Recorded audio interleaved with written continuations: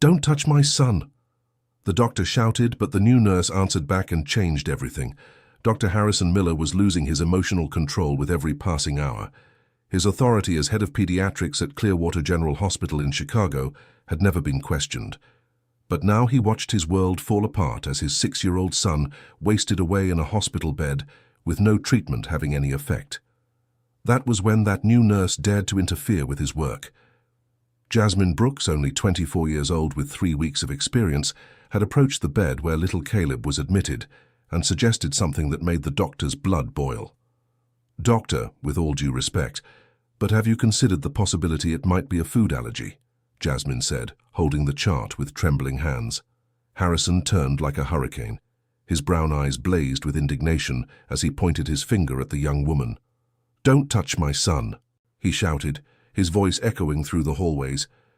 "Who do you think you are to question my diagnosis?" Little Caleb, with his disheveled blonde hair and tired blue eyes, watched the scene from the bed. His cheeks, once rosy and chubby, were now pale and sunken. The boy had lost 9 pounds in the last 2 weeks, and none of the specialists consulted could explain why. Jasmine felt her legs trembling, but she didn't back down. She had grown up in East Heights, the daughter of a cleaning lady and a construction worker, and she knew what it meant to fight against adversity. She had graduated in nursing on a scholarship and landed her dream job at the city's most respected hospital. She wasn't going to give up now. "I'm sorry, doctor, but I noticed that Caleb always gets worse after meals, and yesterday when he refused his afternoon snack, he went the whole night without vomiting for the first time in days." "Your observation is irrelevant." Harrison slammed his hand on the bedside table, making the glass of water wobble. "I've been a doctor for 15 years. What's your degree worth? 3 weeks of experience?" The other nurses on the floor stopped what they were doing. Technicians and resident doctors discreetly drew closer, drawn by the argument. Everyone knew about Dr. Harrison's explosive temper, but they had never seen him so agitated. Mrs. Martha, the head nurse close to retirement, approached with steady steps.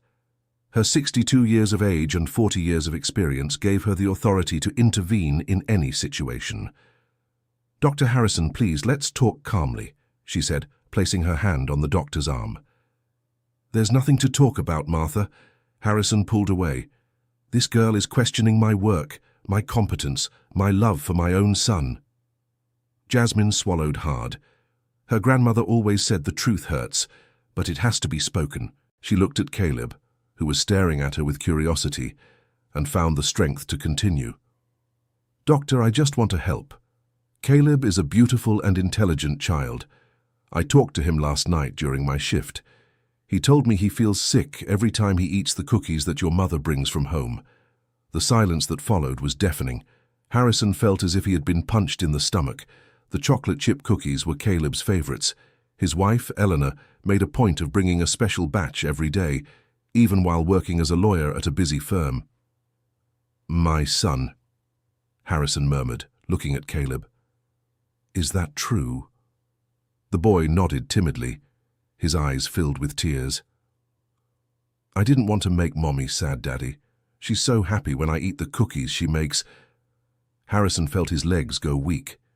He leaned on the bed, trying to process the information. Eleanor had developed a new recipe 3 weeks ago, exactly when Caleb started getting sick. She was using a different brand of flour, a more expensive one, thinking it would be better for her son.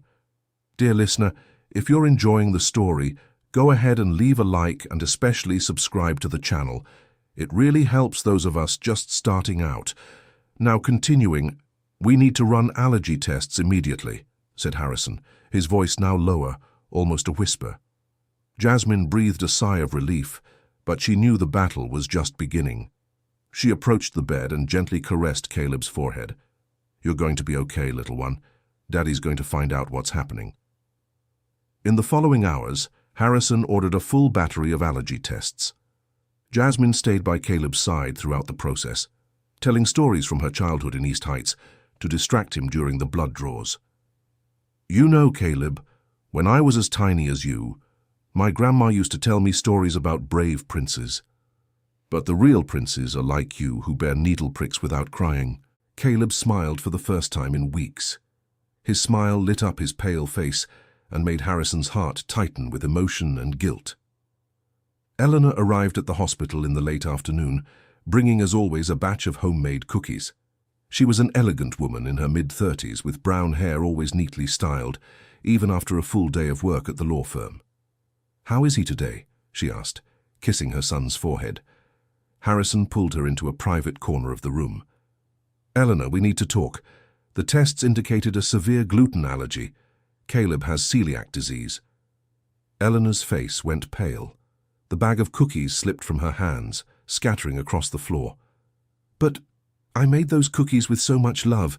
I thought the more expensive flour would be better for him." "You didn't know, honey. Neither of us knew." Harrison hugged her. "But there's more. It was the new nurse who figured it out. The one I yelled at this morning." Eleanor looked at Jasmine, who was quietly arranging Caleb's toys on the bedside table. "Her? But she's so young." And that's exactly why she saw what I, with all my experience, couldn't see. I was so worried, so desperate to find a serious illness, that I missed the obvious. That night Harrison couldn't sleep. He walked through the hospital corridors reflecting on the past few days. He had publicly humiliated a competent professional because of his wounded pride and fear of losing his son. Jasmine was finishing her night shift when he found her in the break room, studying a pediatrics textbook. "Even after your shift, you're still studying?" asked Harrison, sitting down in the chair next to her. "My grandmother always said there's no such thing as too much knowledge, doctor. She worked her whole life as a cleaner, but she dreamed of me going to college. I can't let her down now." Harrison felt a lump in his throat. He remembered his own journey, the son of a shopkeeper from Nashville who sold his car to pay for medical school. "Jasmine, I owe you an apology, and more than that, I owe you gratitude. You saved my son." "Doctor, I was just doing my job. Taking care of patients is my duty." "No, you did much more. You had the courage to stand up to the hierarchy to defend what you believed in. That's not common." Jasmine closed the book and looked into Harrison's eyes. "You know, doctor, when I was a child, my mother worked as a housekeeper in a doctor's home. He always treated her with contempt, as if she were invisible. I promised myself that if I ever worked with doctors, it would be different, that I would speak up when necessary." Harrison lowered his head, ashamed. He recognized himself in Jasmine's description. How many times had he treated staff as inferior? How many good ideas had he lost because of arrogance? "You taught me an important lesson today, Jasmine, and I promise I'll turn it into a growth opportunity." In the days that followed, Caleb showed dramatic improvement with the gluten-free diet. His cheeks turned rosy again, and he regained his appetite and energy. Eleanor dedicated herself to learning gluten-free recipes, turning the home kitchen into a culinary laboratory. "Mum, these new cookies are even tastier," said Caleb, trying the rice flour cookies Eleanor had made. "That's because they're made with love and knowledge now, my son," she replied, looking gratefully at Jasmine, who had become a constant presence in the room. Harrison watched the interactions between Jasmine and Caleb with growing admiration. The young nurse had brought children's storybooks from her own collection and spent hours reading to the boy during breaks. "Why do you do this?" Harrison asked one day, finding Jasmine teaching Caleb how to make origami. "Because he reminds me of my little brother, doctor. When I was a teenager, he was hospitalized with pneumonia. An older nurse spent whole days playing with us, even when it wasn't her job. She inspired me to choose this profession." Harrison realized there was a network of care and inspiration that transcended titles and hierarchies. Each professional carried stories that shaped their calling. Mrs. Martha appeared at the door of the room, smiling at the scene. "Dr. Miller, may I speak with you in private?" In the hallway, the head nurse crossed her arms and looked at Harrison with a maternal expression. 40 years in this profession have taught me to recognize special talents. Jasmine is one of them. But they've also taught me that proud doctors can waste those talents." Harrison sighed deeply. "Martha, you're right. I was a fool. How can I fix this? First, by publicly acknowledging her work. Second, by creating opportunities for her to keep growing. Third, by learning from her how you can become a better doctor. That afternoon, Harrison called a general meeting of the pediatric team. Doctors, nurses, technicians, and assistants gathered in the conference room. Jasmine walked in hesitantly, unsure why she'd been summoned. "Colleagues," Harrison began, his voice firm but humble, "I want to share with you a case that changed my professional and personal perspective." He recounted Caleb's case in detail, from the first symptoms to the correct diagnosis. When he reached the part about Jasmine's intervention, he made a point to emphasize her courage and competence. Nurse Jasmine Brooks had the clinical insight that I, in my arrogance, couldn't see. She saved my son and taught me that experience without humility is useless. A murmur of approval rippled through the room. Several colleagues looked at Jasmine with renewed respect. "From today onward," Harrison continued, "we'll implement a protocol where any team member can question medical decisions without fear of retaliation. Our decisions will be made collectively, valuing every perspective." Dr. Arthur Sterling, the hospital's clinical director, stood up. "Dr. Miller, this attitude is commendable. I propose we formalize this protocol and that Nurse Jasmine lead a training program for the entire team." Jasmine felt her legs trembling again, but this time with emotion. She never imagined her first professional experience would lead to such significant changes. After the meeting, Harrison sought her out again. "Jasmine, I'd like to make a proposal. I have contacts at Central State University of Medicine. How about you specialize in pediatrics? I'd be your mentor." Jasmine's eyes filled with tears. "Doctor, I'm not sure I can afford it. The hospital has a scholarship program for promising employees." You fit right in. Dear listener, if you're enjoying the story, feel free to hit like and especially subscribe to the channel. It really helps us starting out. Now moving on. Weeks passed, and Caleb was discharged from the hospital fully recovered. On the day he left, he insisted on drawing a card for Jasmine. "That's you as a superhero," the boy explained, showing a drawing of a female figure in a blue uniform with a cape flying. "Because you saved me." Jasmine kept the drawing like a treasure. That child had changed her life as much as she had changed his. Eleanor approached with a bouquet of flowers. "Jasmine, there are no words to thank you for what you did. You gave me back my son." "Mrs. Eleanor, I learned as much as I helped. Caleb taught me that sometimes the simplest answers are the most important ones." Harrison watched the scene with a full heart. His wounded pride had nearly cost his son's life. The humility of a young nurse had saved not just Caleb, but the whole family. Months later, the program Jasmine had implemented had already identified several similar cases. The hospital's rigid hierarchical culture was being replaced by a collaborative approach. Dr. Walter Thompson, a veteran pediatrician of 65, approached Jasmine during a break. "Young lady, in 40 years of medicine, I've seen many changes, but few as necessary as this one you started. Dr. Thompson, it was 40 years of experience that taught me the importance of listening to all points of view." The doctor smiled, admiring the young woman's wisdom. "You know, Jasmine, when I started in medicine, hospitals were like barracks. Orders from top to bottom, no questions asked. You're helping create something better." Jasmine felt honored by the trust of her more experienced colleagues, but she knew she still had a lot to learn. She spent entire nights studying, preparing for the specialization that would start soon. One afternoon, when visiting Caleb at home for a follow-up checkup, Jasmine was greeted with a surprise party. The family had invited all the neighbors to celebrate the boy's recovery. "Jasmine," Caleb ran to hug her, "look how strong I am now." The boy had fully regained his weight and energy. His rosy cheeks and infectious smile were living proof of his recovery. Eleanor served a special cake made with rice flour. "This is my new specialty," she said, laughing. "I learned that love is expressed not just by doing what we've always done, but by learning new things to take better care of those we love."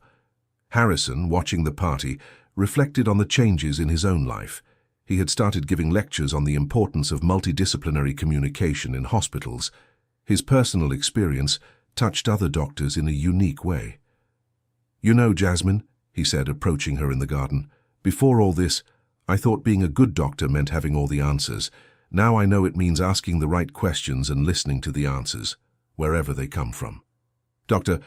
Miller, you taught me that experience and humility together are a powerful combination. Alone, neither one is enough.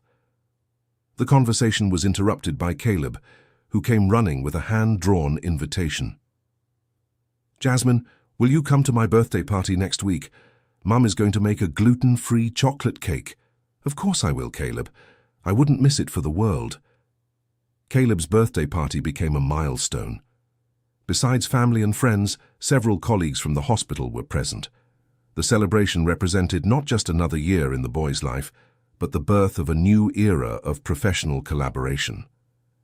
Mrs. Martha, who had decided to postpone her retirement to keep up with the changes, toasted with a soda.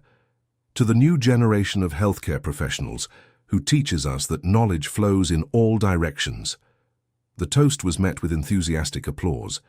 Jasmine felt moved as she realized how a simple observation had sparked such a wide-reaching transformation. Dr. Arthur Sterling, who had become a strong advocate for the new protocol, pulled Jasmine aside. Jasmine, the hospital is being contacted by other facilities interested in implementing our model. I'd like you to lead these consultations. The proposal left Jasmine speechless. In just a few months, she had gone from a novice nurse to a benchmark in collaborative hospital management. Dr. Sterling, I accept, but with one condition. I want other nurses to be involved in the process. This transformation can't rely on just one person. Perfect answer, said the director, smiling. That's exactly the kind of thinking we need. As the program expanded, Jasmine began receiving invitations to speak at conferences and universities. Her story with Caleb had become a case study at several nursing and medical schools. During a lecture at Central State University of Medicine, a medical student raised their hand. Professor Jasmine, how did you have the courage to confront a more experienced doctor when you were so new? Jasmine thought for a moment before answering. It wasn't courage, it was responsibility. When you see a child suffering and believe you can help, no hierarchy matters. The fear of being wrong must be less than the fear of not trying. The answer drew a round of applause. After the lecture, several students approached her to share similar experiences they had witnessed during internships. A young nursing student, Maya, came up with tears in her eyes. Professor, thank you for giving me courage. Last week, during my internship, I noticed a patient was being given the wrong medication. I thought of your story and spoke to the doctor. He listened and corrected the prescription. Jasmine hugged the student, moved. You made a difference in someone's life, Maya. That's what matters. Stories like Maya's kept reaching Jasmine. The protocol implemented at Clearwater General Hospital had spread to dozens of institutions across the country, creating a network of hospitals committed to collaborative communication. Caleb, now 7 years old, regularly visited the hospital to take part in activities with other children with celiac disease. He had become something of a little ambassador for the cause, teaching other kids about the importance of a proper diet. Aunt Jasmine, he said during one of those visits, my teacher said I'm an example of overcoming challenges, but I know who taught me how to overcome was you. Jasmine knelt down to his eye level. Caleb, you taught me that sometimes we need to be brave to help the people we love. You were brave when you told about the cookies, even though you were afraid of making your mom sad. And Daddy was brave too when he apologized to you in front of everyone, right? Yes, your daddy was very brave. Apologizing is one of the hardest things there is. Harrison, who had arrived just then, overheard the conversation and was moved. His 7-year-old son's wisdom continued to surprise him. Caleb is right, Jasmine. Apologizing was one of the most important things I've ever done. And it taught me that leading isn't about imposing authority, but admitting when we're wrong. Harrison's transformation had been remarkable. From an authoritarian doctor, he had become a champion of collaborative medicine. His talks on empathetic leadership were in high demand across the country. 1 year after the initial incident, Clearwater General Hospital organized a symposium on multidisciplinary communication. Professionals from all over the country attended to learn about the model that was revolutionizing hospital care. Jasmine, now a pediatric specialist and coordinator of the Excellence in Communication program, opened the event by telling her story. A year ago, I was a scared novice nurse, questioning the diagnosis of an experienced doctor. Today we are all learners on a journey of continuous improvement. In the audience, she spotted familiar faces. Harrison and Eleanor were in the front row next to Caleb, who proudly held a sign that read, "My Aunt Jasmine is the best nurse in the world." Mrs. Martha, who had finally retired but continued as a volunteer consultant, waved from the third row. Dr. Arthur Sterling smiled, satisfied to see the program's impact. During her presentation, Jasmine showed impressive data. The number of medical errors had decreased by 40% at the hospital. Employee satisfaction had significantly increased. More importantly, lives were being saved through effective communication.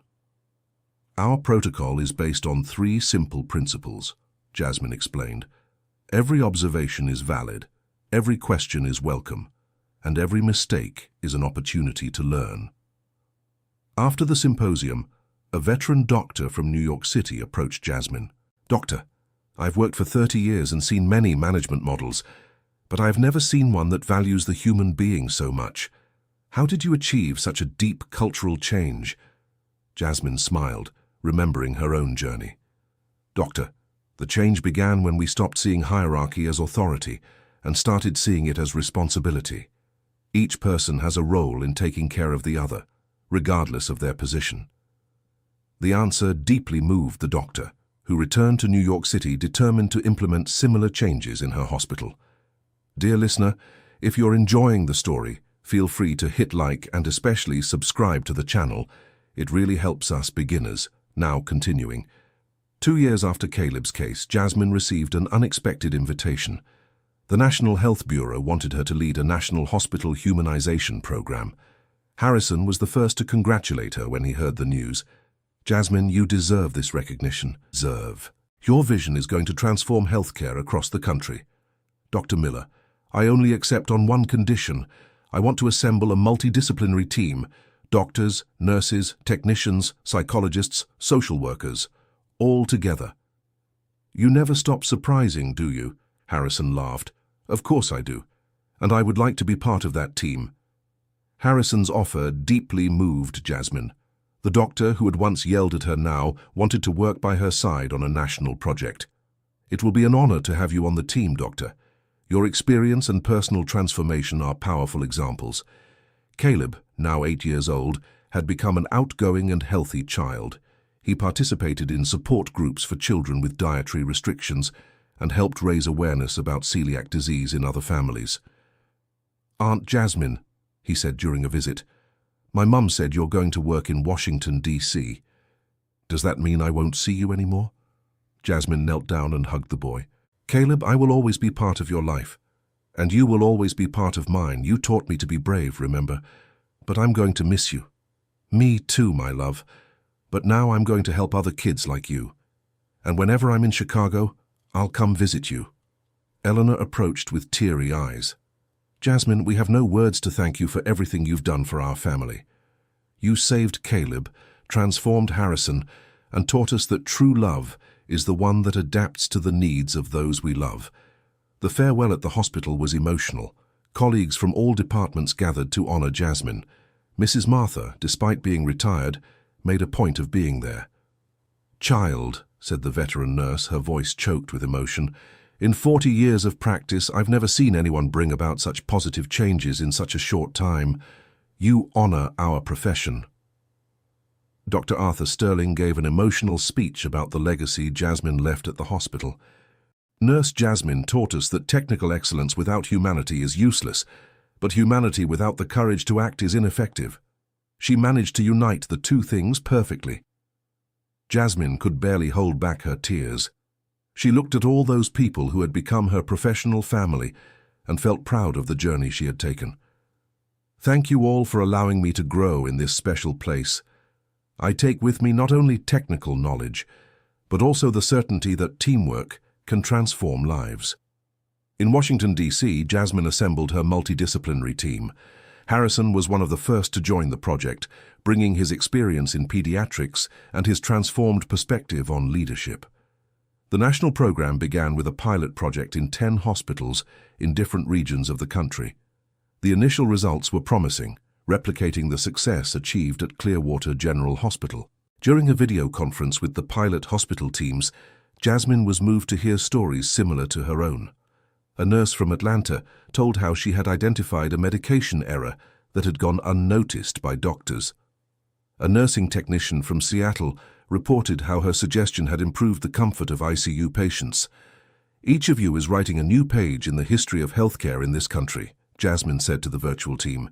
"You are proving that excellence is born from collaboration." Harrison, who was participating in the video conference alongside Jasmine, added, "As a doctor, I can say that this program made me rediscover why I chose medicine. Working as a team doesn't diminish our authority, it enhances our ability to heal." After 6 months, the results of the pilot program exceeded all expectations. Medical errors had been reduced by an average of 50%. Professional satisfaction had increased dramatically. More importantly, the humanization of care was evident in every indicator.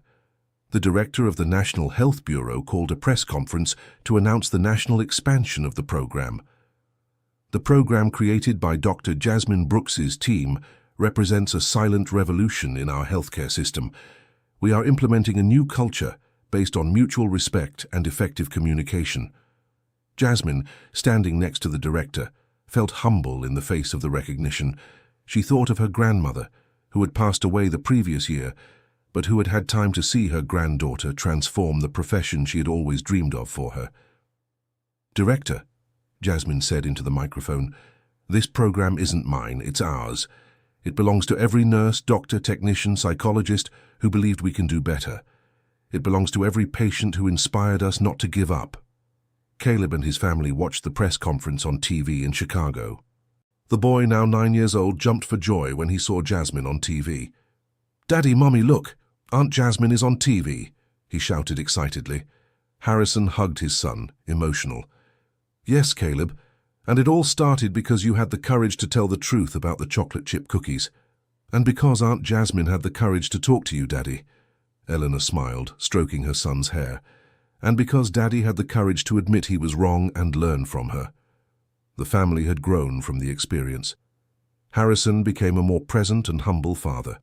Eleanor had developed a small, gluten-free food business. Caleb was a confident child who understood the importance of telling the truth. 3 years after the initial case, the hospital humanization program was implemented in over 200 Brazilian hospitals. Jasmine had become an international reference, being invited to speak at conferences in Latin America and Europe. During a lecture in Toronto, a Canadian doctor raised a question that made her reflect deeply. "Dr. Jasmine, what was the most difficult moment in this entire journey?" Jasmine thought for a few seconds before answering. "It was when I realized that my courage to speak could cost me my job. But then I remembered my grandmother always said, 'Child, if you don't stand up for what's right when you have the chance, when will you?' That thought gave me strength." The audience applauded, moved. After the lecture, several professionals shared similar experiences, proving that the need for change in hospital culture was universal. Back in the US, Jasmine decided to visit Chicago. She hadn't been there in 6 months, busy with the demands of the national program. At Clearwater General Hospital, she was welcomed as a hero.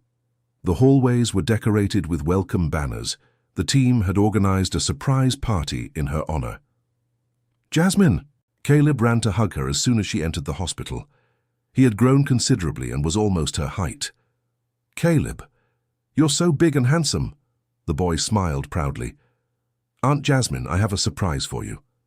Caleb pulled her by the hand to the pediatrics ward, where there was a panel with drawings made by all the children treated in the unit. In the center, in large, colorful letters, it read, "Thank you, Aunt Jasmine, for teaching us that questions save lives." Jasmine couldn't hold back her tears. Each drawing represented a life touched by the program she had started 4 years earlier. Harrison approached, now with a few gray strands, that gave him a wiser look. "Jasmine, you have no idea the impact you've made here. Not a day goes by without some staff member mentioning something they learned from you."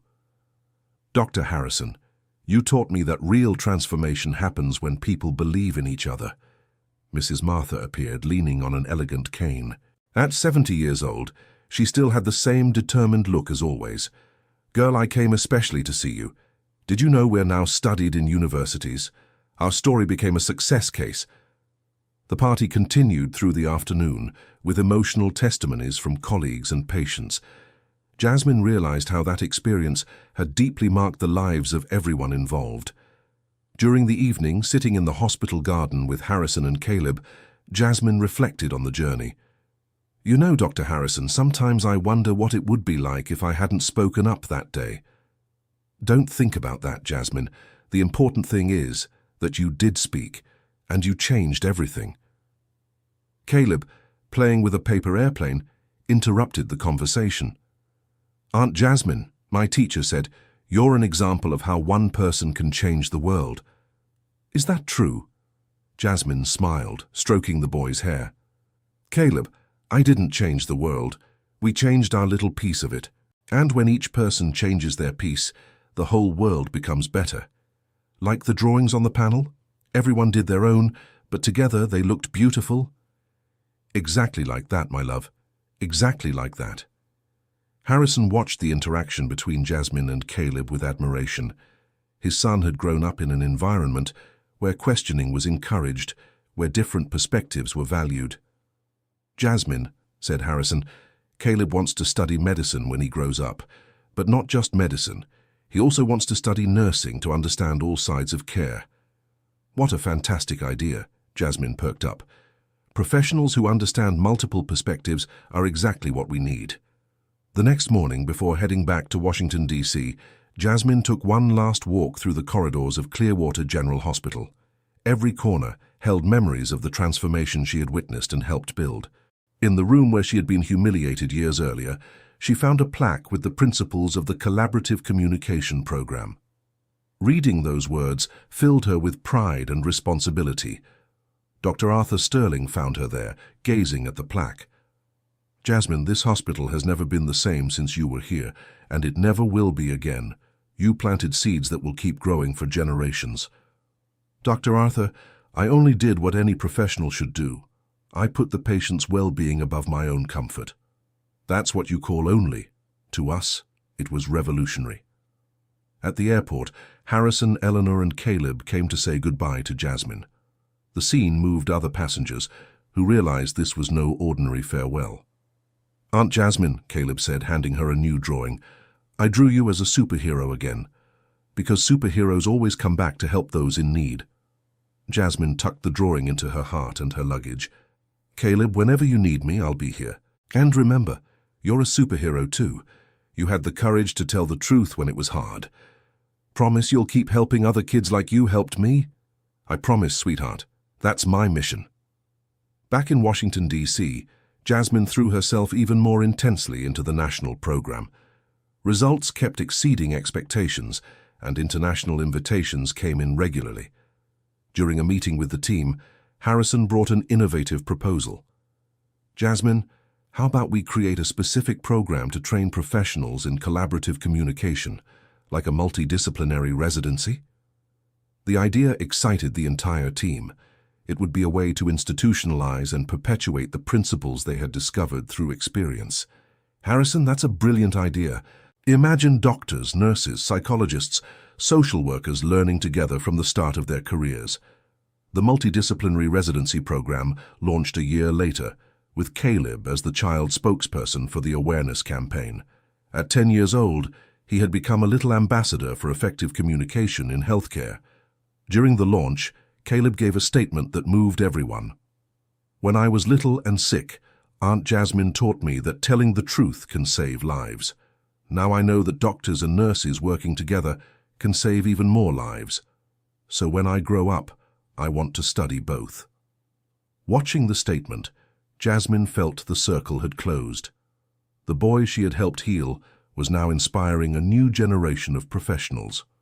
5 years after the initial case, Jasmine received the highest recognition of her career, the National Health Bureau's Excellence in Healthcare Award. The ceremony took place in Washington, D.C., with national and international authorities in attendance. Caleb, now 11, insisted on being there. During her acceptance speech, Jasmine called him to the stage. This award is not mine. It's ours. It belongs to every professional who had the courage to question, every patient who inspired us, every family who trusted us. But especially to him, she said, pointing to Caleb, a brave boy who taught me that the truth, even when it hurts, can save lives. Caleb, a little shy on stage, held the microphone and spoke with the typical sincerity of children. Thank you, Aunt Jasmine, for teaching me that speaking up when something is wrong isn't complaining. It's caring. And thank you for showing me that adults can learn from kids too. The audience rose to their feet in a standing ovation that lasted several minutes. Harrison and Eleanor cried, deeply moved as they saw how the experience had positively shaped their son. After the ceremony, during a private dinner, the family gathered to celebrate. Caleb, ever curious, asked a question that caught the adults off guard. Aunt Jasmine, if you could go back in time, would you do everything the same? Jasmine thought for a moment, looking at that boy who had grown up in an environment of open and respectful communication. Caleb, if I went back in time, I might have been even braver. I would have spoken up louder, sooner, because now I know that a voice that rises can inspire 1,000 others. And me? If I went back in time, I would have told you about the cookies sooner too, because now I know that Daddy and Mommy love me even when I say things they don't want to hear. Harrison hugged his son, emotional. And I, if I went back in time, would have listened to you the first time you tried to speak, Jasmine, because I learned that wounded pride hurts far less than the regret of missing a chance to do good. Eleanor completed the circle of reflections. And I would have made the gluten-free cookies from the start, because I learned that true love is the kind that adapts to the needs of those we love, not the kind that insists on giving what it's always given. That night, before going to sleep, Jasmine wrote a reflection in her personal journal about the whole journey. 5 years ago, I was a scared rookie nurse questioning a medical diagnosis. Today, I am the coordinator of a national program that has already transformed hundreds of hospitals. But the most important lesson I learned isn't about protocols or hierarchies. It's about courage. The courage to speak up when something is wrong. The courage to listen when someone questions our conduct. The courage to admit when we're wrong. And the courage to change when we discover a better path. Caleb taught me that sometimes the most important truths come from the smallest voices, and that our responsibility is to amplify those voices, not silence them. End of story. What a touching story, right? Now we want to know your opinion. Do you think Jasmine made the right decision by confronting the doctor, even as a rookie? Have you ever been in a similar situation at work, where you needed courage to speak up? Share your experiences and reflections on this story of overcoming and transformation in the comments. Don't forget to hit like if the story moved you, and most importantly, subscribe to the channel so you don't miss other inspiring stories like this one.